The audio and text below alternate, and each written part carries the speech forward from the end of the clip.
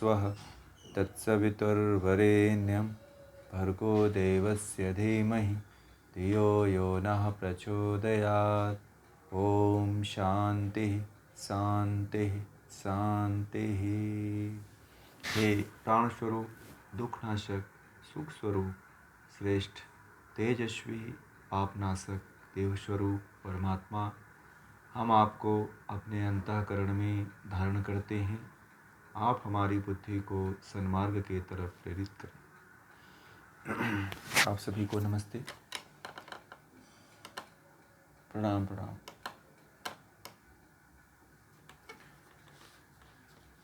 श्रीमद् भगवद गीता के 10वें अध्याय में हम लोगों ने 15 श्लोक तक पढ़ा था।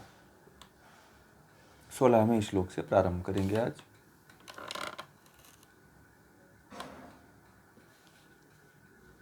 बड़ा महत्वपूर्ण। हाँ पढ़िए। 15 से लेकर के 16 से लेकर के और 20 तक पढ़िए।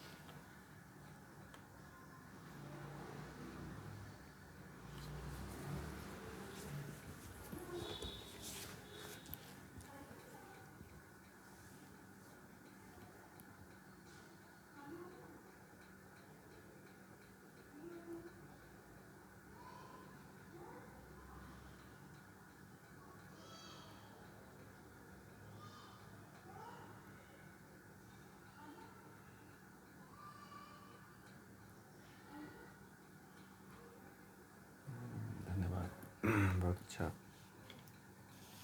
आपने वाचन किया इसका, धन्यवाद। ये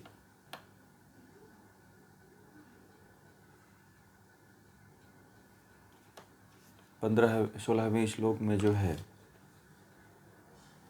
अर्जुन भगवान श्री कृष्ण से जो है इन विभूतियों के बारे में जो है चर्चा कर रहे हैं और कह रहे हैं कि तू अपनी उन सब दिव्य विभूतियों को, जिन विभूतियों द्वारा तू इन सब लोगों को व्याप्त करके ठहरा हुआ है, मुझे बता। अर्जुन की तरफ प्रश्न होने चाहिए। ये पढ़ने के बाद दृष्टांत हमारे भीतर भी यही होने चाहिए कि हमारे भी प्रश्न अर्जुन की तरह होने चाहिए, जो प्रश्न का प्रश्न करे, जो प्रश्न से प्रश्न की शाखा उखाड़ दे। तभी अर्जुन जैसा जीवन जीने का औचित्य भी है। कहते हैं कि तू अपनी उन सब दिव्य विभूतियों को, जिन विभूतियों द्वारा तू इन सब लोगों को व्याप्त करके ठहरा हुआ है, मुझे बता। परमात्मा ने इस संसार को बनाने के लिए जितनी भी महत्वपूर्ण दिव्य विभूतियां हैं, उन सभी विभूतियों को धारण किया हुआ है। और कहते हैं अर्जुन वही कह रहे हैं कि जो तू हे कृष्ण, कृष्ण मतलब ब्रह्म, कृष्ण का मतलब यहाँ पे जब भी आएगा, कृष्ण आएगा, तो वहाँ पे आप लोग ब्रह्म को मानना, कृष्ण को नहीं मानना है। यहाँ पे थोड़ी सी हम जो गीता का जो अध्ययन कर रहे हैं वो ब्रह्म को ही केंद्र में रख करके कर रहे हैं। तो जहाँ जहाँ भी कृष्ण आए वहाँ वहाँ पे ब्रह्म को मानना है। तो ये ब्रह्म की, ईश्वर की विभूतियाँ हैं जो संपूर्ण लोक में व्याप्त हो रहा है। तो अर्जुन यही कह रहा है कि जो ये तेरी विभूतियाँ हैं, जो तू संपूर्ण लोक में तू फैला हुआ है, जिसको सर्वव्यापी कहते हैं, वो मुझे विस्तार से बता दो कि तू कहाँ कहाँ है। जैसे मान लीजिए कि आपको कहा जाए कि भगवान जो है इस स्थान पे है, तो आप लोग पूछोगे कहाँ पे, कौन से जगह पे, किस एरिया में, किस लोकेशन में, है ना। पूछोगे ना कि कहाँ पे जाने से कैसे पहुँचेंगे वहाँ पे, किस जगह पे है। इसी तरह से अर्जुन भी पूछ रहे हैं भगवान से कि वो ब्रह्म को प्राप्त करने के लिए जो विभूतियाँ हैं वह कहाँ कहाँ पे स्थित हैं। तो कहते हैं, हे योगिन, आपका सदा चिंतन करते हुए मैं आपको कैसे पहचान सकता हूँ। भगवान श्री कृष्ण को नोट कर लीजिएगा, योगिन कहा गया है। बहुत महत्वपूर्ण बात है, भगवान श्री कृष्ण को 17वें श्लोक में योगिन कहा गया है। ठीक है, ये पहली बार आया हुआ है, इसलिए इस शब्द को नोट कर लीजिएगा कि भगवान श्री कृष्ण का एक नाम है योगियों।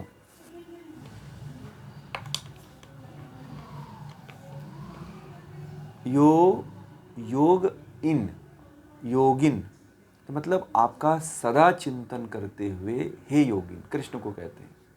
ये योगिन ब्रह्म का भी नाम है, पता है आप लोगों को। ये जो योगिन है यह ब्रह्म का भी नाम है। तो कहते हैं कि आपका सदा चिंतन करते हुए मैं आपको कैसे पहचान सकता हूँ। तो कहते हैं कि आपका जो मैं सदा चिंतन करता रहूं, तो मैं आपको कैसे पहचानूं। यदि मान लीजिए आपने पीछे कहा कि मेरा चिंतन करते रहना, पीछे वाले श्लोकों में मैंने कहा था ना कि ब्रह्म को प्राप्त करने के लिए उसका चिंतन करना पड़ता है। तो अब वही प्रश्न जो है यहाँ पे अर्जुन पूछ रहे हैं कि तेरा चिंतन करते हुए मैं कैसे तुझे पहचानूं। तो फिर आगे कहते हैं कि हे भगवान, किन किन विविध रूपों में आपका चिंतन करना चाहिए। अब रूप की बात यहाँ पे कह दिया, तो कहा कि किन किन अनेक भिन्न भिन्न रूपों में आपका चिंतन करना चाहिए। तो कौन कौन से भिन्न भिन्न रूप हैं जिससे चिंतन आपका करना चाहिए।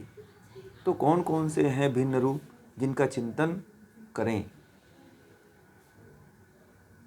तो अब ये प्रश्न आता है कि आप लोग भी जब भगवान की भक्ति करने बैठते होंगे, भगवान की भक्ति करते होंगे, तो आप लोगों के भी मन में कभी कभी ऐसा आता होगा कि ये कहते हैं ब्रह्म की उपासना करो, ब्रह्म को मानो, ब्रह्म ही ईश्वर है, तो फिर उसको हम कैसे पूजें। आता है कि नहीं मन में प्रश्न। बहुत लोगों के मन में आता है कि ब्रह्म को कैसे जानें, ब्रह्म को किस किस रूपों में देखें, कहाँ कहाँ देखें, कैसे चिंतन करें। आप लोगों के प्रश्न को अर्जुन ही पूछ दिया। ठीक है, आप लोगों के प्रश्न को अर्जुन ही जो है पूछ दिया।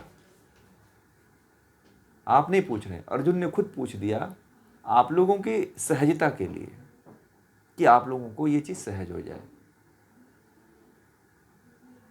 उस सहजता में देखिए कितना बड़ा कार्य किया है अर्जुन ने, कि आप लोगों के लिए एक सहजता बना दिया है। पूछ करके प्रश्न को कि किन किन रूपों में ईश्वर का चिंतन करना चाहिए, ब्रह्म का चिंतन करना चाहिए।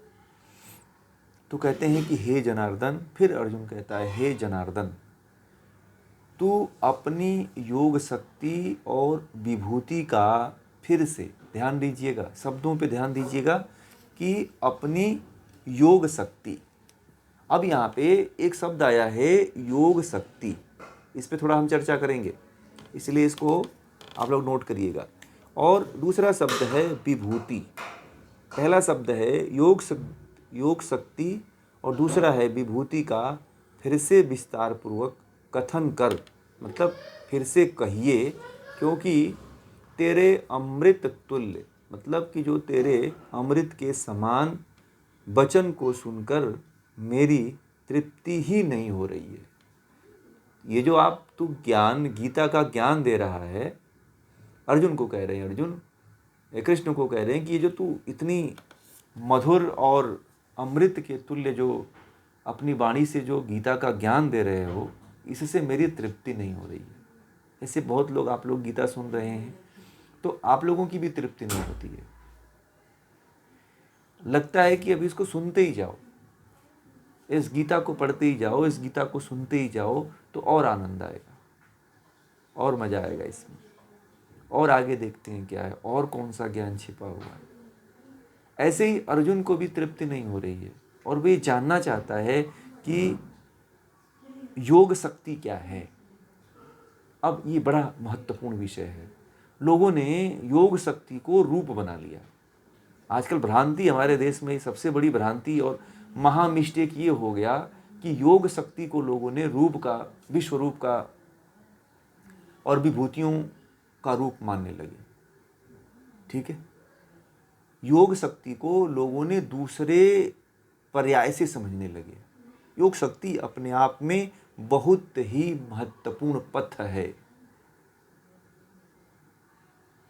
अब योग शक्ति के बारे में जितने भी मैंने देखा है, बहुत से जितने भी आचार्य हैं, बहुत से लोग हैं, वह जो है इसके बारे में बहुत अच्छी तरह से, कुछ ऐसे विद्वान हैं जिन्होंने इसके बारे में बात किया है, वैदिक विद्वान। बाकी अन्य लोगों ने इसके बारे में बहुत ज़्यादा चर्चा नहीं किया हुआ है। गीता प्रेस गोरखपुर में जितने भी विद्वान हुए हैं, और भी कई विद्वान हैं, और भी जो इसके तत्वज्ञ को नहीं जानते हैं, वो भी इसके बारे में बहुत अच्छी तरह से व्याख्या नहीं कर पाए हैं। तो योग शक्ति को लोगों ने सोचा कि कोई भगवान श्री कृष्ण की शक्ति है, वह प्रकट हो जाती है और उसके दर्शन कर लेने से जो है व्यक्ति भगवान को जान जाता है। तो विभूतियों का जो दर्शन होता है वो योग के, महर्षि पतंजलि ने क्या कहा? महर्षि पतंजलि ने कहा कि धारणा, ध्यान और समाधि तीनों के मिलन को संयम कहते हैं ना योग दर्शन में। कितने लोगों ने योग पढ़ा है? तो योग सूत्र में महर्षि पतंजलि कहते हैं धारणा, ध्यान और समाधि तीनों के मिलन को, अगर तीनों एक हो जाते हैं तो संयम होता है। और जब किसी वस्तु में, किसी पदार्थ में जब हम संयम कर लेते हैं तो वहाँ पे विभूतियों की प्राप्ति होती है। क्या, किसकी होती है? विभूतियों की प्राप्ति। ये योग शक्ति जो है पूरे अष्टांग योग की व्याख्या कर देता है। महर्षि पतंजलि के संपूर्ण योग दर्शन की व्याख्या कर देता है। ये योग शक्ति जो है क्रिया योग की व्याख्या कर देता है। योग शक्ति जो है अभ्यास और वैराग्य की व्याख्या कर देता है।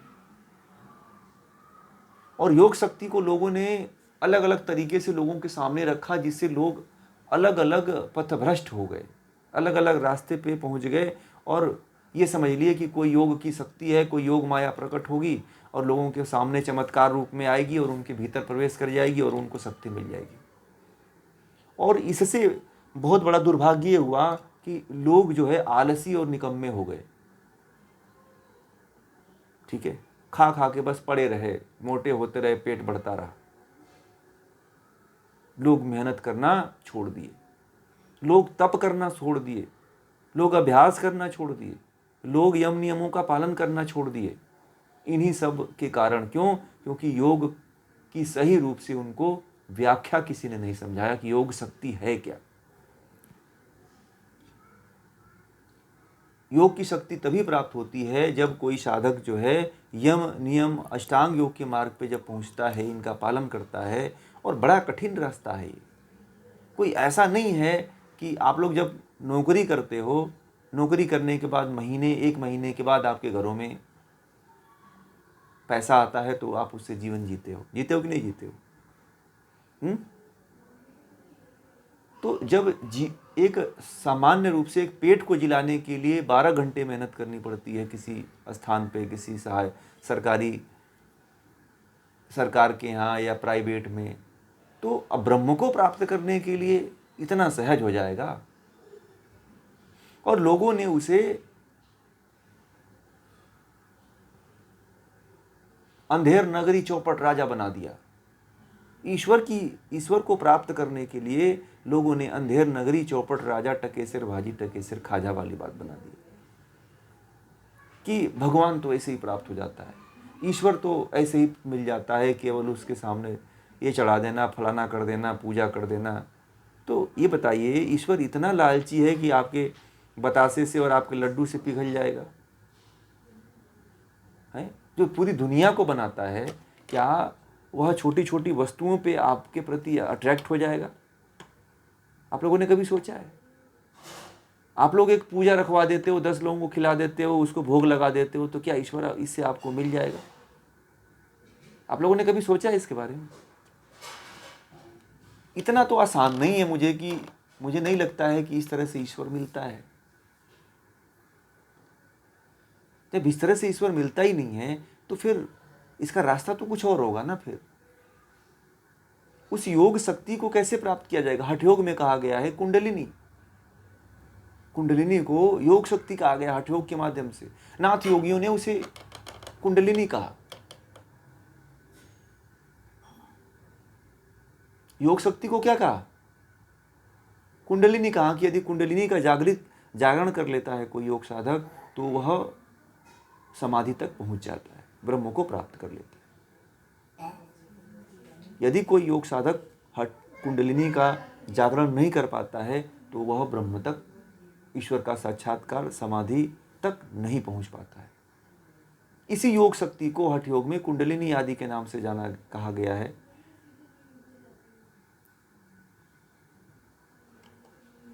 और योग में और अन्य ग्रंथों में जो है, ज्ञान योग के जितने ग्रंथ हैं उसमें योग शक्ति के नाम से जाना जाता है। परंतु हठ योग प्रैक्टिकल है, और हठ योग में जितने भी हठ योगी हुए हैं उन सभी ने कहा है कि आपके भीतर शक्ति है, उसको जगाओ। और वही योग शक्ति जो है आपके अंदर विभूतियों की उत्पत्ति करती है। हठ योग में आप लोगों ने पढ़ा होगा कि एक एक आसन से, एक एक प्राणायाम से, एक एक मुद्रा का यदि आप साधन करते हो तो ये सिद्धि प्राप्त होती है, फलाना सिद्धि प्राप्त होती है, ये सिद्धि प्राप्त होती है।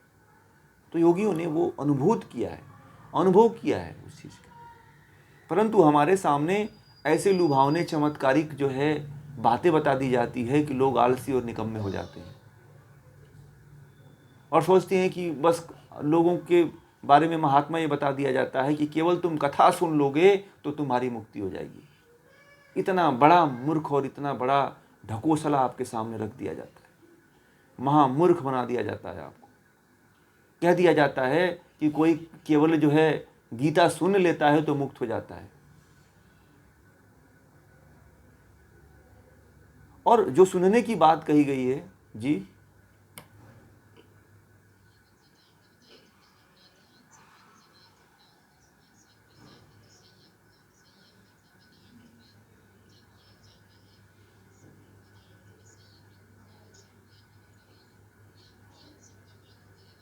हाँ वो तो यम नियम का, हाँ हाँ वो तो पूरा पालन करना पड़ेगा।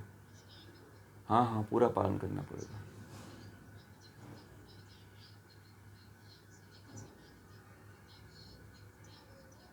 हाँ तब भी भूतियाँ प्राप्त होती हैं। तब आप किसी पदार्थ में ध्यान लगाते हो ना, जैसे मान लीजिए कि धारणा आपका लग गया, ध्यान लग गया, तो फिर उस तीनों जब एक हो जाते हैं तो जब एक बिंदु पे आप ध्यान लगाते हो तो तुरंत वो सिद्धि प्राप्त हो जाती है आपको। ठीक है, क्लियर हुआ? यही है इसका। और यही और हट जी,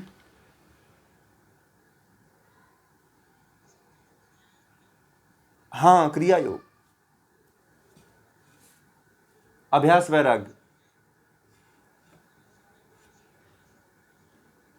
इसी को कहते हैं, इसी को क्रिया कहा गया है। तब स्वाध्याय ईश्वर प्रणिधान को ही क्रिया योग कहा जाता है। और अभी जो महेश योगी के द्वारा एक जो विकसित क्रिया योग है वो उतना ऑथेंटिक नहीं है। वास्तविक और परमानेंटली जो क्रिया योग है महर्षि पतंजलि द्वारा दिया हुआ है। ठीक है, और इसी को तप स्वाध्याय और ईश्वर प्रणिधान को ही क्रिया योग मानना चाहिए। और एक सबसे उच्च माध्यम है, महर्षि पतंजलि ने बताया, अभ्यास और वैराग्य, ये सबसे बड़ा माध्यम है। यदि आपके पास अभ्यास है योग के मार्गों पे चलने का, आप अभ्यासी हो यम नियम का पालन करने का, तो आपके अंदर वैराग्य आ जाएगा, और वैराग्य आ जाएगा तो आप ईश्वर की प्राप्ति जल्दी कर लोगे। क्लियर हुआ? तो ये जो योग शक्ति की बात कही गई है, हमें बहुत ज़्यादा भ्रमित किया गया है। लोगों को ये कह दिया गया, मैं बात कर रहा था महात्म्य की, कि लोगों को ये कह दिया जाता है कि केवल गीता सुन लो। तो जो गीता सुनने की बात कही गई है वो ज्ञानपूर्वक कही गई है। अब जैसे गांव में कथाओं में लोग कहलवाते हैं, जैसे सत्यनारायण की कथा कहलवाते हैं, तो कथा से मुक्ति थोड़ी होती है। कोई भागवत कथा कहलवाता है, तो कथा सुनने से केवल मुक्ति तो मुझे नहीं लगता है कि होती है। और लोग उसी को योग शक्ति मान लेते हैं और पूरे जीवन भर कथा कहलवाते रह जाते हैं, उसे दुनिया की कोई योग शक्ति नहीं प्राप्त होती है और बेचारे हाथ खाली हाथ हो जाते हैं और खाली हाथ जो है चले जाते हैं, उनको कुछ मिलता भी नहीं है। बहुत बड़ी आत्मग्लानि होती है हमें तो देख करके कि लोग जो है जिस चीज़ की प्राप्ति के लिए अपने पूरे जीवन को लगाते हैं, उनको वो चीज़ नहीं मिल पाता है और सही ज्ञान नहीं दिया जाता है। सही ज्ञान यदि लोगों तक पहुंचा दिया जाए तो मुझे नहीं लगता है कि कोई व्यक्ति वंचित रहेगा। जरूर वह उस हाँ, ये भी बात आपने सही कहा, यदि सही ज्ञान है तो देंगे। कुछ लोग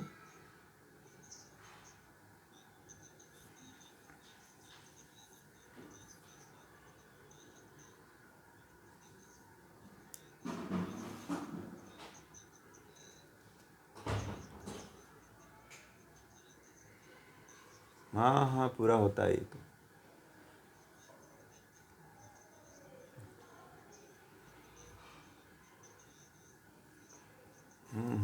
ये सबसे अब गड़बड़ी किसकी है? गड़बड़ी ये आपकी और हमारी है ना।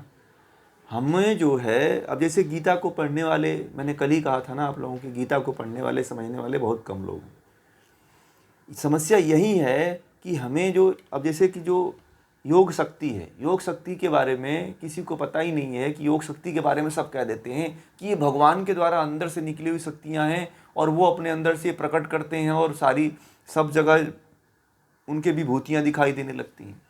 ये ब्रह्म की विभूतियाँ जो है, यदि आम इंसान यदि प्राप्त करना चाहे तो हर व्यक्ति के अंदर योग शक्ति जागृत हो सकती है। हठ योगियों ने तो सब यहाँ तक कह दिया कि केवल आप हठ योग की साधना करते हो तो योग शक्ति आपके अंदर जागृत हो सकती है। कुंडलिनी ही योग शक्ति है। और नाथ योगियों ने और हठ योगियों ने बहुत बड़ा प्रैक्टिकल किया इस देश में। उन्होंने कहा, उन्होंने जो है बहुत हटके काम किया, परंतु उनको भी लोगों ने बदनाम करके पूरा छोड़ दिया है। उनको भी लोगों ने बड़े ही दृष्टि से देखने लगे। पता है, गोरक्षनाथ जैसे सिद्ध अब तक हमारे देश में कोई नहीं हुआ, परंतु गोरखनाथ जी को ऐसे बर्बाद कर दिया लोगों ने कि उनके नाम के पीछे गोरख धंधा जोड़ दिया। समझ में आ गया? सुनते हैं ना कि ये गोरख धंधा चल रहा है। बताइए, गोरखनाथ जैसे योगी को भी लोगों ने नहीं छोड़ा और उनके नाम के पीछे लगा दिया क्या? गोरख धंधा। मतलब इतने उच्च कोटि के वो भगवान शिव के स्तर के योगी थे, परंतु उनको भी लोगों ने जो है गोरख धंधी बना दिया।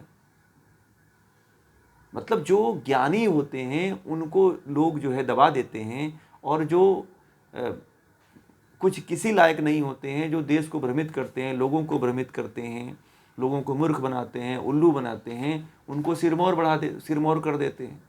लोगों के सामने ज्ञान पहुंचने नहीं दिया जाता है, लोगों को अच्छी चीज़ें नहीं फैलाने दी जाती है। जब तक जन जन में व्यक्ति अपने अंदर जागृत होकर के नहीं लेके इसको जाता है, हर व्यक्ति नहीं जागृत होता है, तब तक यह अज्ञानता आप लोगों के बीच में बनी रहेगी और आप लोग अज्ञानी बन करके रहोगे और हर कोई आपको आके ठगेगा। कोई 1 करोड़ तो कोई 5 करोड़ तो कोई 10 लाख तो कोई 20 लाख, तो ऐसे ठगेंगे लोग।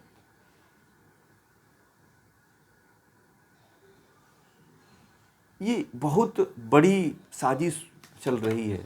आपको योग के रास्ते से लोग भ्रमित करते हैं, कहते हैं कि भक्ति कर लो, भगवान श्री कृष्ण के में रम जाओ। अरे रमने से थोड़ी मिलता है। तुम मेहनत बताते नहीं, योग करने की क्रिया बताते नहीं हो, यम नियम का पालन करने के लिए कहते नहीं हो, जहाँ से शक्ति मिलती है। जहाँ से शक्ति मिलती है लोगों को, योग की जहाँ से शक्ति मिलती है, वो कोई नहीं कहता है कि पालन करो। मूर्ख बनाते हैं लोग आप लोगों को। मैं कहता हूं कि आप यम नियम का पालन कर लो, योग की शक्ति आपके अंदर आ जाएगी, गारंटी के साथ कह रहा हूं। अब मैं तो ये भी कहता हूं आप लोगों को कि पूरा मत पालन करो, जितना हो सकता है उतना करो, धीरे धीरे।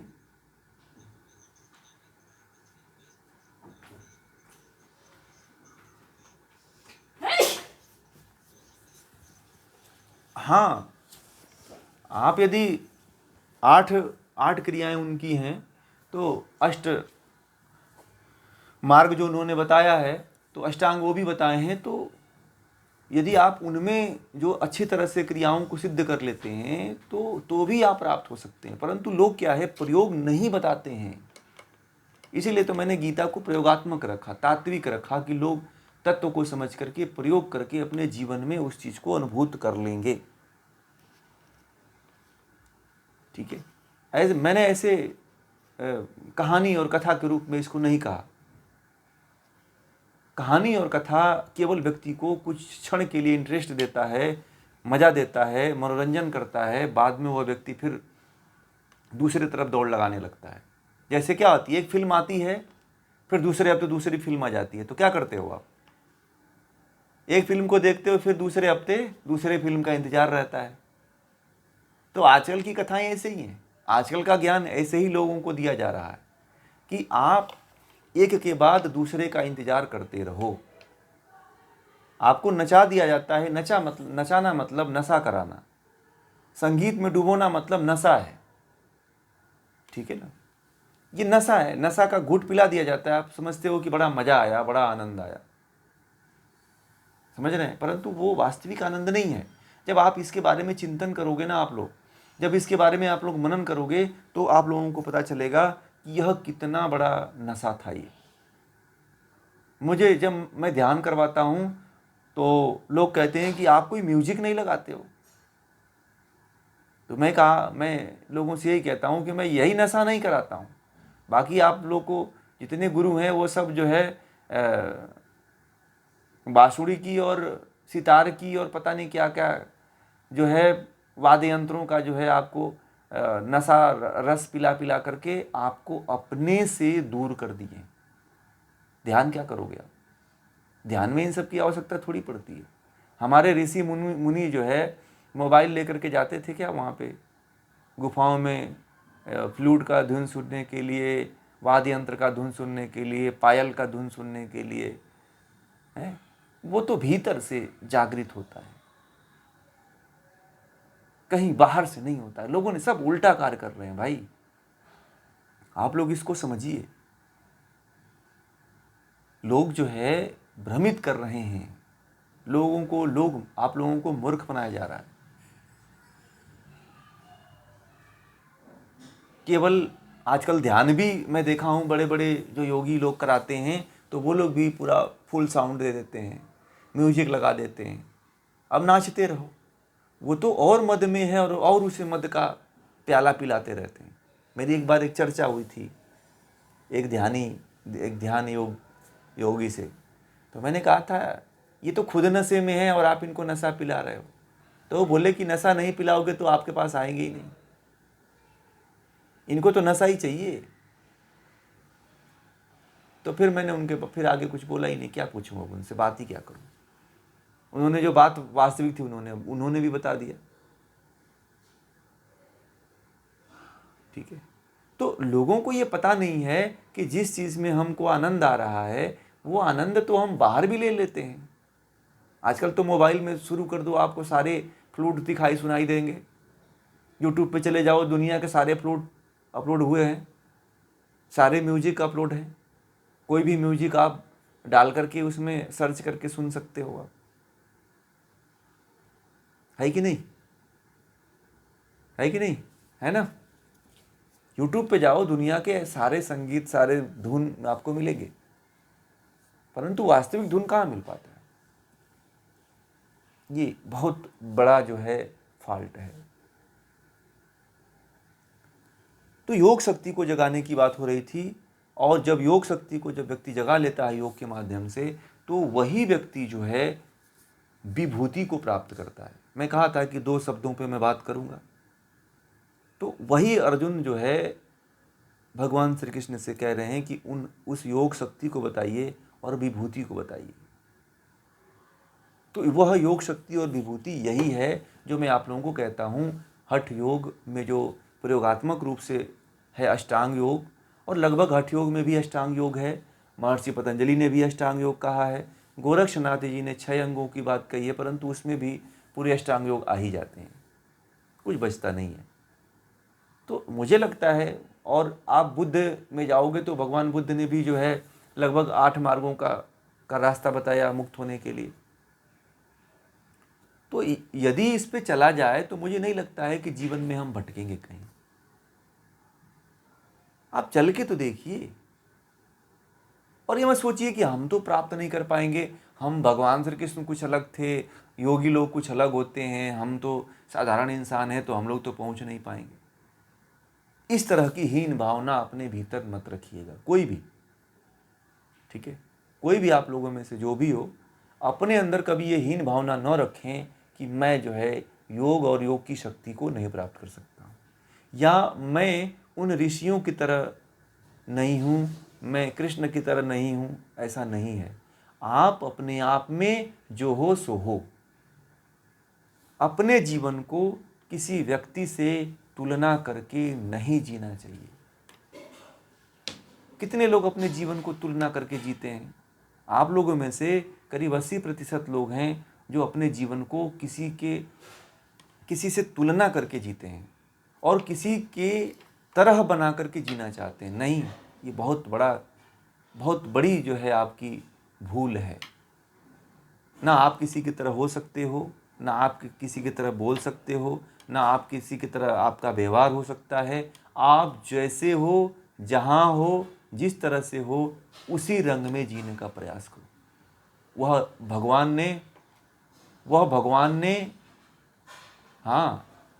ने आप, वेस्ट ऑफ टाइम है, और भगवान ने आपको विशेष बनाया ही है। आप उस विशेषता को निखारते नहीं हो, ठीक है।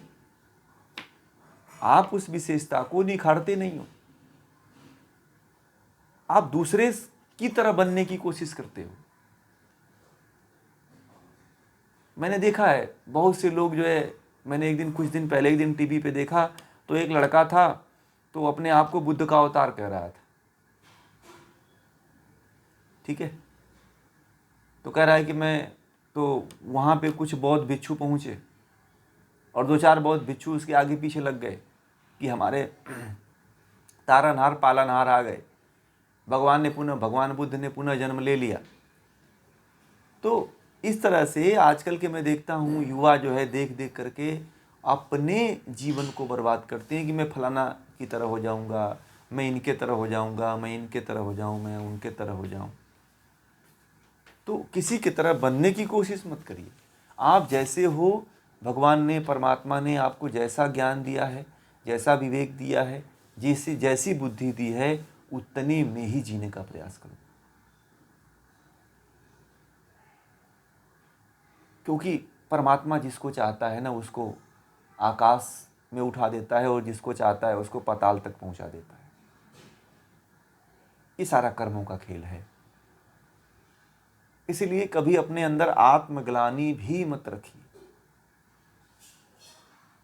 बहुत लोग ऐसे जीवन जीते हैं, मैं इसीलिए इस बात को रखा, और जीने का प्रयास करते हैं, और उनका पूरा जीवन जो है किसी के तरह जीवन जीने में ही व्यतीत हो जाता है। मुझे एक बात आती है, हम लोग जब बहुत छोटे थे तो एक लड़का था जो कोई फिल्म का हीरो था, उसकी तरह बोलता था कि मैं वही हीरो हूँ,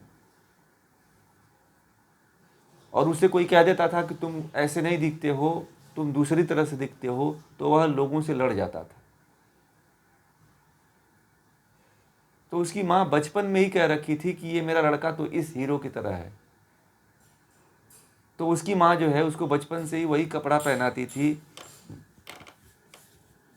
उसी तरह से उसका सारा पोशाक बना दिया था, कपड़े, कोट, हर चीज़ का पहना करके उसे रखती थी, जूते भी वैसे रखती थी जो फिल्मों में देखती थी, और कहती थी कि मेरा लड़का तो ये है, धर्मेंद्र है, मेरा लड़का तो अजय देवगन है।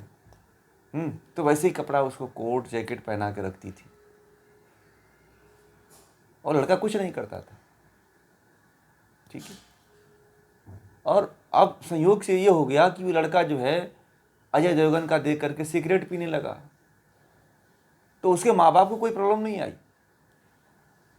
बोले कि नहीं, मेरा लड़का हीरो है, सिगरेट पी रहा है तो कोई बात नहीं, हीरो तो पीते हैं।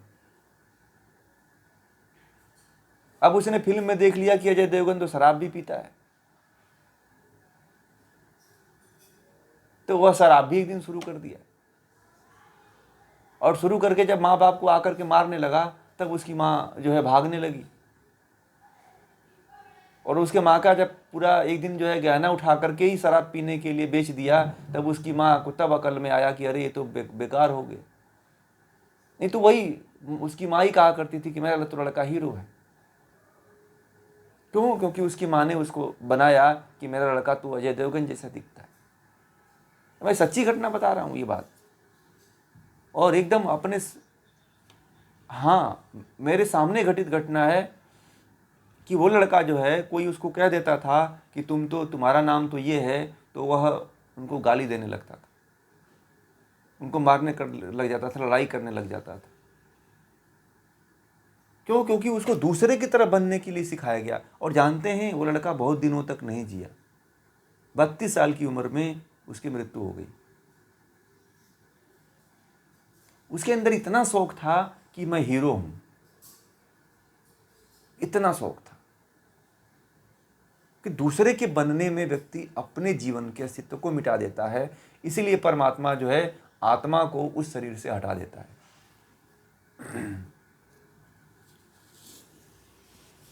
मृत्यु का एक कारण यह भी है कि दूसरे की तरफ जीना, दूसरे की तरह जीना। नोट कर लीजिएगा इसको। आप लोगों को एक और रहस्य बता दूं कि मृत्यु का एक और कारण होता है कि जब व्यक्ति अपने अस्तित्व को छोड़ करके दूसरे के अस्तित्व को प्राप्त करने की कोशिश करता है। या सिंपल भाषा में कहिए तो ये हो सकता है कि जब व्यक्ति अपने जीवन को छोड़ करके दूसरे की तरह जीवन जीने लगता है, तो वह बहुत जल्दी उसकी मृत्यु होती है, अल्पवायु आयु हो जाती है उसकी। इसीलिए कभी किसी का नाटक मत करिए, कभी किसी की मिमिक्री मत करिए। अपने जीवन में जैसे हो वैसे ही जीवन जीवा। भगवान ने जो भी आपके अंदर दिया है उसी को प्रेजेंट करो।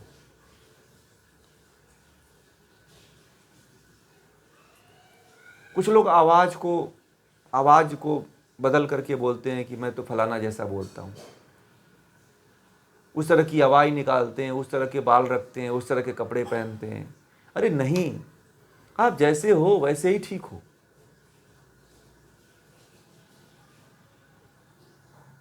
आप अपने आप में बड़े महत्वपूर्ण हो और विशेष हो, ये ध्यान रखना आप लोग।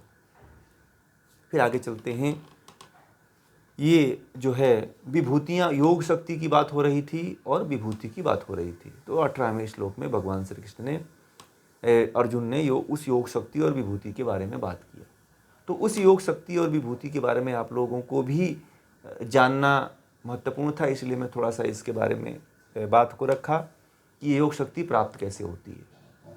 तो 3 माध्यम बताया मैंने, एक अभ्यास वैराग्य, दूसरा क्रिया योग और तीसरा जो है अष्टांग योग। ये 3 माध्यम हैं जिस माध्यम पे चल करके आप योग शक्ति को जागृत कर सकते हो और विभूतियों को भी प्राप्त कर सकते हो।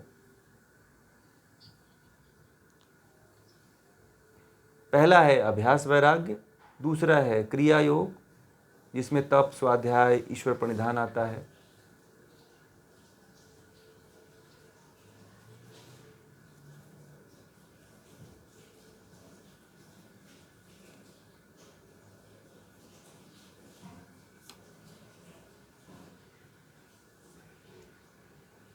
और तीसरा है अष्टांग योग जिसमें यम, नियम, आसन, प्राणायाम, प्रत्याहार, धारणा, ध्यान, समाधि। तो इन योग के मार्गों पर यदि आप चलते हैं तो आपको योग शक्ति प्राप्त होती है और विभूति की प्राप्त होती है। हठयोगियों ने कहा कि अष्टांग योग उन्होंने भी बनाया। हठयोगियों का जीवन प्रयोग बड़ा प्रैक्टिकल है। जिसमें यम, नियम, आसन, प्राणायाम, प्रत्याहार, धारणा, ध्यान, उन्होंने भी एकदम प्रैक्टिकल करके बना दिया। फिर मुद्रा के बारे में भी उन्होंने बताया, कितनी मुद्राएं हैं, इन मुद्राओं का पालन करो आप। तो इस तरह से उन्होंने कई रास्ते निकाले। भगवान शिव से संबंधित जितने भी मार्ग हैं, उन मार्गों में बहुत बड़ी बड़ी विधियां हैं और बहुत सी विधियां हैं जिससे कि आप ब्रह्म को प्राप्त कर सकते हो, ईश्वर तक पहुंच सकते हो। हजारों रास्ते हैं ब्रह्म तक पहुंचने के लिए, ईश्वर तक पहुंचने के लिए, परंतु लोगों को मूर्ख बनाया गया। कहा गया कि केवल कथा सुन लो तो तुम मुक्त हो जाओगे। अब गांव में एक कथा, मैंने बचपन से ये देखा है कि हम लोगों के गांव में और हमारे घर भी और बहुत से लोगों के घर भी रामचरितमानस का पाठ होता था। तो हम उसका मतलब आज तक नहीं समझ पाए कि क्यों होता था। तो लोग कहते थे कि जब कोई काम घर पे होता था, तो कोई नया कार्य करना होता था, पुराना कार्य करना होता था, कोई और विशेष कार्य करना होता था, तो केवल कथा सुना उसकी बस लोग पढ़ते थे, बाँचते थे, उसके जो छंद हैं, दोहे हैं, उसको पढ़ते थे, सोरठा है। तो उसका कोई पर्याय नहीं निकलता था, कोई मतलब नहीं निकलता था उसका। मेरे अंदर बड़ा ये संशय रहा बहुत दिनों तक कि मैंने इसके बारे में चिंतन करता रहा।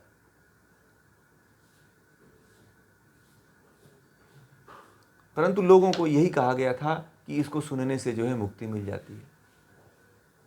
जैसे लोग आरती गाते हैं तो उसमें लिखा होता है कि जो कोई आरती गावे वह जो है इस पद को प्राप्त हो जाएगा, वैकुंठ में परम पद को प्राप्त हो जाएगा। आरती में देखा है ना, जितनी भी आरतियां उन सब में लिखा हुआ है कि जो इस आरती को गाता है वह इस वैकुंठ में चला जाता है, इस लोक में चला जाता है, इसको प्राप्त हो जाता है। तो जो ये बीच में जो बातें आई हैं, यह लोगों को बहुत दूर कर दिया अध्यात्म से। मैं उनका विरोध तो नहीं कर रहा हूं, लोग अभी सुनेंगे तो कहेंगे कि ये विरोध कर रहे हैं। मैं विरोध नहीं कर रहा हूं, परंतु आप लोगों को वास्तविकता से जोड़ने के लिए ये शब्द मुझे बोलना पड़ रहा है। मैंने तुम्हें किसी के बारे में आक्षेप नहीं करता हूं, मैं किसी की बुराई नहीं करता हूं, ना मैं किसी का विरोध करता हूं। परंतु जब ज़्यादा हो जाता है और लोग जब ज़्यादा घिर जाते हैं, फंस जाते हैं, तब मुझे ये बोलना पड़ रहा है। बाकी मैं किसी का विरोधी नहीं हूँ।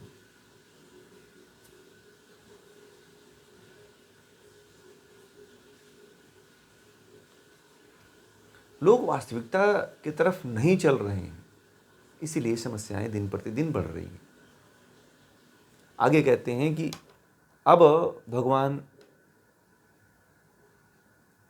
श्री भगवान उवाच, यानी कि भगवान श्री कृष्ण ने कहा, हे कुरुकुल में श्रेष्ठ अर्जुन, बहुत अच्छा, मैं अब तुझे अपनी दिव्य विभूतियों का रूप बतलाऊंगा, परंतु यह वर्णन केवल प्रधान विभूतियों का होगा, क्योंकि मेरे विस्तार का तो कहीं अंत नहीं है। तो ब्रह्म की विभूतियों के दिव्य मुख्य मुख्य विभूतियों के बारे में भगवान श्री कृष्ण जो है अर्जुन को कह रहे हैं कि ये तो अभी मेरी विभूतियाँ जो मुख्य मुख्य हैं, प्रधान हैं, उनको मैं बता रहा हूँ, क्योंकि विस्तार से यदि बताने लग गया तो इसका तो अंत ही नहीं है। तो सर्वत्र ब्रह्म ही व्याप्त है। जब सर्वत्र ब्रह्म ही व्याप्त है, सर्वव्यापी है, तो विभूतियों के बारे में कौन इसकी व्याख्या कर पाएगा? कोई है ऐसा जो इसकी व्याख्या कर देगा? बताइए आप लोग। ब्रह्म जब सर्वव्यापक है, सब में जब ब्रह्म फैला हुआ है, तो उसकी व्याख्या कौन करेगा?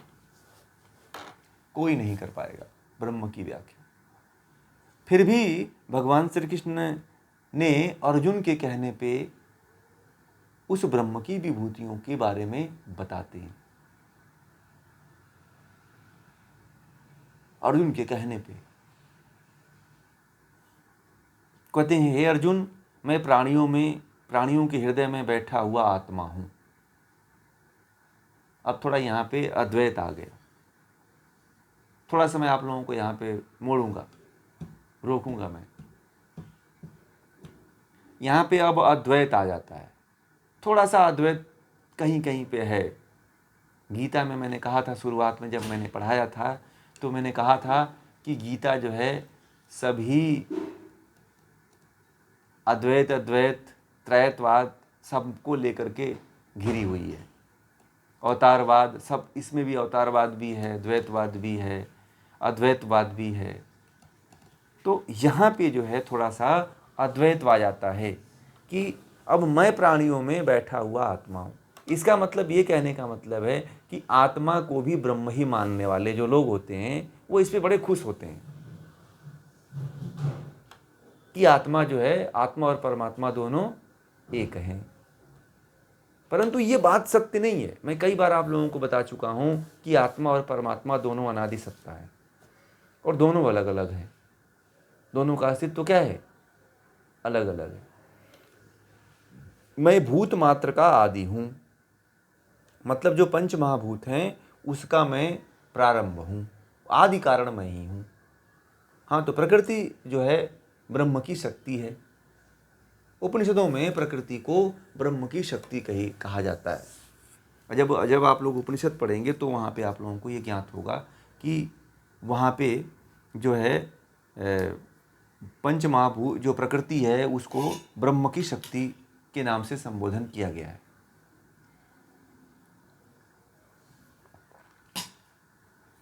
फिर कहते हैं ना कि जो ब्रह्म है वह मध्य है, मध्य और अंत हूँ। अब वो कह रहे हैं कि मैं जो है मध्य हूँ और अंत हूँ। मध्य मतलब संपूर्ण मध्य और संपूर्ण अंत, अनंत जिसको कहते हैं। अंत, एक तो अंत होता है और दूसरा अनंत होता है। तो यहाँ पे अंत वाला है कि जहाँ पे किसी चीज़ का अंत हो जाता है तो मैं वही हूँ। किसी चीज़ का जो मध्य होता है वह भी मैं हूँ। तो ब्रह्म को देखना हो तो कोई पदार्थ का यदि मध्य भाग है तो वहाँ पे ब्रह्म को देखना चाहिए। किसी पदार्थ का अंत जो भाग होता है, जहाँ पे उसका अंत होता है, वहाँ पे ब्रह्म को देखना चाहिए।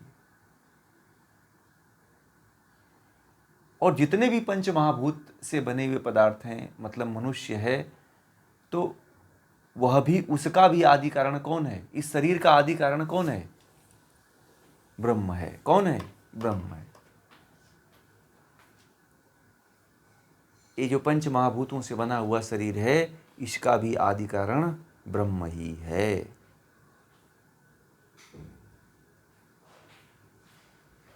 क्योंकि ब्रह्म जो है अदृश्य है, परंतु अदृश्य रह करके सबको दृश्यमान बनाए हुए है। यह सबसे बड़ा रहस्य है। यही परमात्मा की महानता है कि वह जी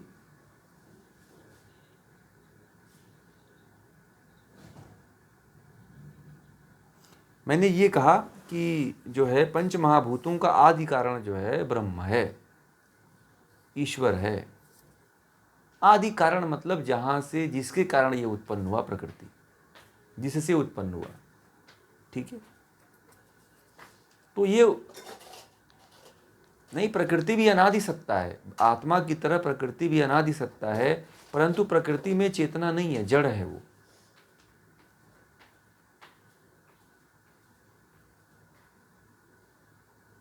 वह परमात्मा की शक्ति से ही कार्य करती है प्रकृति जो है।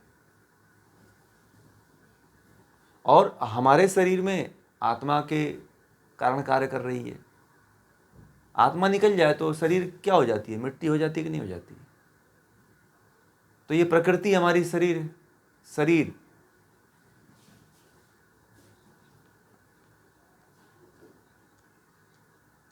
हाँ हाँ, वही वाली। ठीक, तो ये जो है इस तरह से आप जो है ब्रह्म को, अभी बहुत महत्वपूर्ण विषय आएंगे इसमें, तो कल इसके बारे में हम लोग और आगे इसकी चर्चा करेंगे 21वें से। अभी तो आप लोग बस यही जानिए कि सबके प्राणियों में बैठा हुआ आत्मा है हृदय में। तो परमात्मा जो है ना, परमात्मा एक जगह रहने वाला कोई पदार्थ नहीं है। केवल आत्मा में रहने वाला परमात्मा नहीं है। अगर ब्रह्म को देखा जाए तो ब्रह्म आत्मा में नहीं रहता है, संपूर्ण शरीर में रहता है। मैं इसकी पहले बात कर चुका हूं कि नहीं कर चुका हूं। और किसी भी आत्मा में कोई दो आत्मा, एक शरीर में दो आत्मा नहीं रह सकती है, और किसी आत्मा में भगवान भी नहीं रह सकता है। किसी दूसरे की आत्मा में ईश्वर क्यों घुसेगा भाई, बताइए आप लोग, घुसेगा क्या?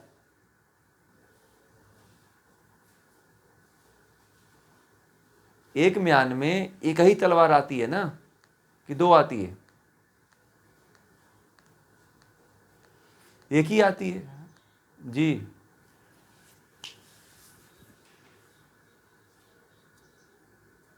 हाँ, वही बात है, वही बात है, सहन ही नहीं कर पाएगा भाई। तो इसी तरह से जो है, आपको जो है ब्रह्म को संपूर्ण शरीर में और हर कण कण में देखना चाहिए। सर्वव्यापी ब्रह्म को कहा गया है इसी कारण कि सब जगह व्याप्त है। केवल आपके आत्मा के भीतर ब्रह्म नहीं है। ब्रह्म को लिख लीजिए, ब्रह्म सर्वव्यापी है। और यहाँ पे जो बात लिखा हुआ है, ये मैं थोड़ा सा अपनी तरह से और गीता के वास्तविक रूप से और उपनिषदों के माध्यम से देखता हूँ।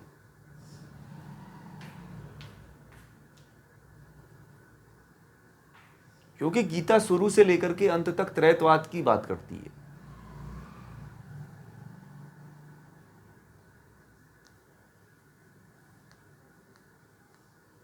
ठीक है ना?